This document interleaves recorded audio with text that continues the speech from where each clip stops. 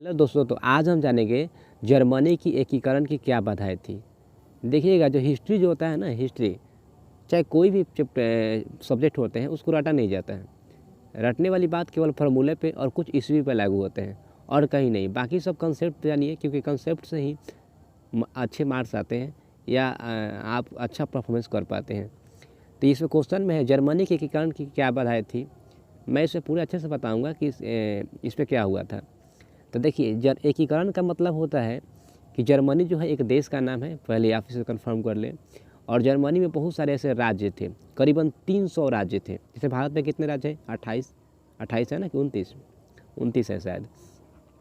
वैसे जर्मनी में 300 राज्य थे और तीनों राज्य जो थे, 300 जो राज्य थे, तीनों राज्यों का, तीनों सौ राज्य का जो विचार जो थे अलग अलग थे। तो इन राज्यों के विचारों को एक करना था जर्मनी के प्रति। तो इसको एक करने में क्या क्या प्रॉब्लम थी, क्या क्या बाधाएं थी, यही जानना है। तो इसमें देखिए, बाधाएं जो थी निम्नलिखित है, कर दिया गया है। इसमें पहला बाधा यह दी गई है कि जर्मन का करीब 300 राज्यों में खंडित होना। यानी जर्मनी जो राज्य था, जर्मन जो देश में जितने राज्य थे वो करीबन 300 राज्यों में बटे हुए थे, जिसको इकट्ठा करने में काफ़ी ज़्यादा प्रॉब्लम होगी, क्योंकि 300 राज्य है, कोई छोटा मोटा तो संख्या नहीं है।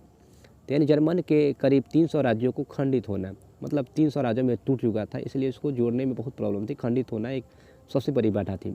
दूसरा बात की जाए तो राष्ट्रवाद की भावना का अभाव। यानी इन लोगों में जो थी ना, दे अपने जर्मनी के प्रति ऐसा कोई भावना नहीं था कि हम लोग एक हो जाएं। यानी देश के प्रति ऐसा कोई गुणगान इन लोगों में नहीं था। दूसरा ये भी अभाव था। तीसरा बात की जाए तो तीसरा यह था कि जर्मन में सामाजिक राजनीति की भावना में भिन्नता। यानी जर्मन में जितने भी सामाजिक के लोग थे और राजनीति करने वाले लोग थे, उन दोनों के विचार जो थे मेल नहीं खाते थे, जिसके कारण ये क्या हुआ, एकीकरण होने में बहुत ज़्यादा बाधाएं थी। ऐसे बहुत सारी बाधाएं आदि भी थी। तो याद रखिएगा, जर्मन जो 300 राज्यों में बटा हुआ था, इसका पहला कारण था। दूसरा राष्ट्रवाद की भावना का अभाव था। और तीसरा जो था, जर्मन देश में रहने वाले सामाजिक और राजनीति की जो विचार जो थे अलग अलग थे। आशा करते हैं वीडियो अच्छी लगी होगी। तो फिर मिलते हैं नए प्रश्न के साथ।